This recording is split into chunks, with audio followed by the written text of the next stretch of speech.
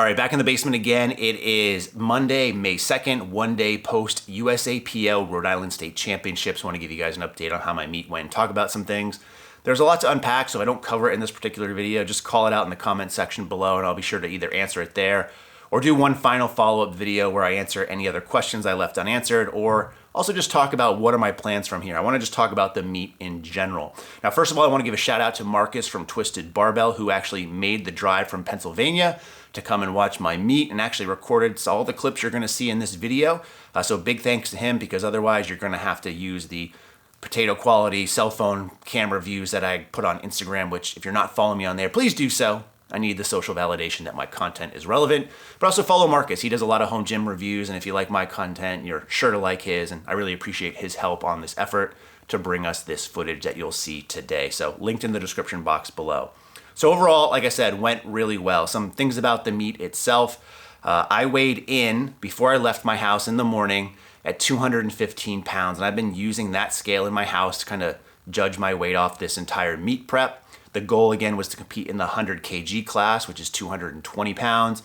When I got to the actual competition and weighed in later that afternoon, I actually weighed in at 213.9. So the lightest I've ever been for a competition, and lighter than I was planning. But again, no big deal. I wasn't stressing my weight. I knew for sure I'd be under that 220 mark, and 213.9 was just a it is what it is type of thing. And that's kind of the approach I've tried to take this meet. And I think the mental positivity that I've really had, or trying to have this whole meet prep, really paid off on this particular day. It also helped all of your encouraging words on my last video. I read those, responded to those the morning of. It's really cool to see some of the support you guys gave me, and also seeing the support some of my family gives me as well. Wait. Here, tell him. You have big muscles.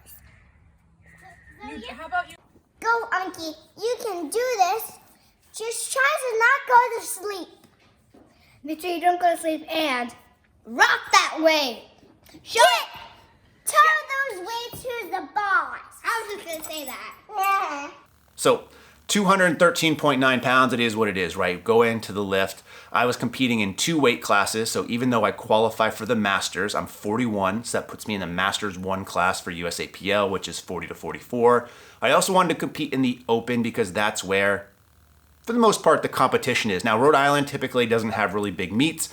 A lot of these state meets is sometimes run in conjunction with Connecticut or Massachusetts, and right now the USAPL, we don't have a state chair. So also a big shout out to Eric Cordero, who runs the Massachusetts stuff and gets all the things down here. And also Russell Nguyen, I gotta say his name like that because he'd probably tell me I'm butchering it anyway. But they do a lot of good work for powerlifting in New England, especially in Rhode Island, which needs all the help that it can get. So big thanks to everybody there for putting on a great meet overall. So competed in the 100 kg Open and the Masters 100 kg. Let's talk about squats first.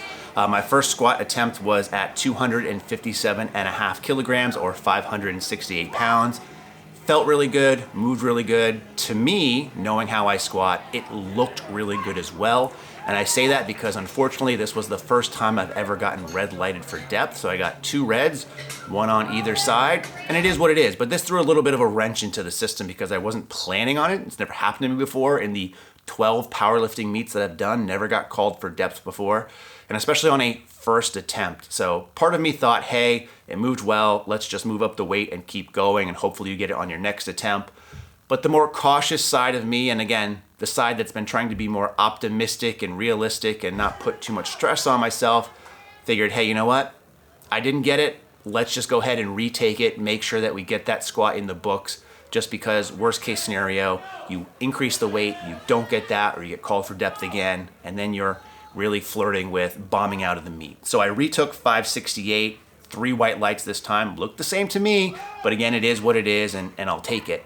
Now from there, if the meet was going as planned, where I hit my first, which would have been 568, my second would have been 595 pounds, and then my third would have been 617 pounds, I made the decision on my third to actually go for an all-time meet PR of 275 kilos. And I've talked about in this series a couple times, like that's the number that I wanted. I've failed that in competition, I think like 3 times now or so. And that's really the number I wanted to get because that's 5 reds per side and the collars on there. That's a big number for me. And even though my strength levels in training probably had me projected closer to that 617 number, I think that would have been too big of a jump from 568 to 617. We're talking almost a 50-pound jump. And I was a little bit fatigued from having to take, those 2 attempts already, which were both good. And I thought moved really well, but things always move well until they don't. So I decided to take that 606 and got it passed. I did get 1 red on the side, but again, that's just how I squat. And I'm happy with that, right? 2.5 kg meet PR, all-time PR in competition as well. I think my heaviest squat at home was actually like 605. I think that's the heaviest I've squatted in my house, and that was definitely high. So to hit 606 in competition under those circumstances, huge win for me, especially again at the lowest body weight that I've had. Now, one of the things I want to talk about this meet, I gave props to Eric and stuff already. However, unfortunately, they were understaffed at this meet. They had some people cancel. They were having some issues with the technology in terms of the lifting cast and the boards in the back that shows like what order you're taking stuff in. So I was towards the end of my flight, and unfortunately, the boards weren't updating, so I really had no idea when I was lifting. Typically, in that scenario, the announcers, they'll say, hey, Jim's up right now, Bob's next, and Steve's in the hole. So it gives you an idea, basically, the next 3 lifters are going to be. They weren't doing that. They were just calling lifters up when the bar was loaded. So that really kind of put me in a rush, and I didn't have my normal pacing that I would have liked. But again, it's not something that I can control. They also had some time between squatting and benching where I really mistimed my warm-ups, which led me to basically take like 3 warm-ups in the span of like 20 minutes. And that just wasn't ideal. And I was a little bit fatigued as well. First bench, however, 140 kg, 309 pounds, 3 white lights. Felt heavy, but it moved. And my bench always feels heavy. I'm not good at taking singles. Took the jump as suggested by the Juggernaut AI app, which was 147.5 or 325. I got it, but this lift felt like it took forever. And I'm really glad that the spotters and the judges didn't call them to take it, because I really thought they were as I was pushing and I didn't feel like the bar was moving. But from there, because 325 was literally an RPE, probably 10 and a half for me, I decided to pass on my 3rd bench because I knew in my head that I definitely didn't have any more in me, and I didn't want to waste any unnecessary energy. It just was a stupid move. It would have been nothing but greedy to try to go for something knowing I couldn't get it. So I made the smart decision, in my opinion, and passed on my 3rd bench. Now that brought up deadlifts. So deadlifts for me is something that I've talked about as well with the AI programming. I feel always peaks like 2/3 of the way through. And then I find that my deadlift has actually regressed a little bit towards the ending of the program and the testing out. And the same was kind of true in this last training cycle, which I might talk about in the next video. But going into the meet, I had some conservative numbers in mind based off what the app suggested. So my opener, 260 kg or 573 pounds. Moved great. This felt really, really good. 3 white lights. Went to my planned 2nd attempt, which was actually, scratch that. I increased my 2nd attempt slightly to 275 kg, which is 606, which was my 3rd attempt at my last meet. Got that, felt again really easy. Got 2 whites and 1 red. I'm assuming it's for soft knees or lockout. I really tried to make sure I locked in my lockout as tight as I could because I have been called for soft knees in the past. But again, they call it how they see it, I guess, and I did get 1 red, but the lift counted. From there, I took another jump and I went for the heavier suggested lift through the AI app, which was 285 kg or 628 pounds. The app had suggested that my max was 623, but literally things were feeling really, really good. And my 3rd attempt went up, in my opinion, really easy. In fact, it probably felt easier than my 1st or 2nd. So I'm telling myself I probably had at least 5 more keys right there. I did get a red light from the head judge, which I'm not really too sure about. And a lot of people ask me like, what was that red for? And I didn't really feel like asking just because at that point I was done with the meet. I hit a number that was in my book really, really good. But typically a head judge in my experience will red light you for things like, jumping the command. So bring the bar down before they tell you to, which I don't think was the case. Up and down movement, which I don't think was the case. Hitching, I don't think was the case. Or maybe just not controlling the bar on the way down. Again, don't think it was the case. I got whites on the side, so my lockout was good. So I don't know what that was for, but overall, good lift. Happy about that. So that means I ended the meet with a 7 for 8 overall total again because I missed 1 squat on depth. I passed on one of my benches. A 707.5 kg total, which equates to just under 1560 in pounds, which is close to my all-time best. My all-time best is actually a 710 kg total, or 1565, which I actually didn't remember. I thought my all-time best was 1555, and that's why I bumped my last deadlift up. So if I was smarter about it, I would have kind of referenced that while I was there. I was flying solo in terms of handling myself in the back, as I'm used to doing. But if I had a coach there or someone handling me, they might have said, hey, you know, you're just 2.5, 5 kgs off of your all-time best. And especially the way my deadlift was moving, I might have been able to do it.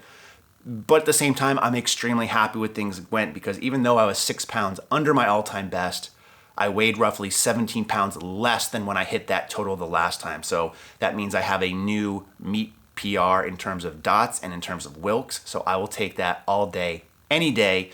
And it gives me something to work towards, knowing that that bigger total is looming and I can still chip away at what I'm doing.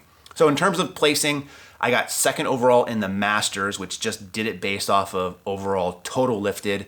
And it included all of the Masters from 40 to 49 in this case. And there was a monster out there, Will, who was in the 125 kg class that totaled like 760 kilos. So he blew me away. So I came in second in that regard.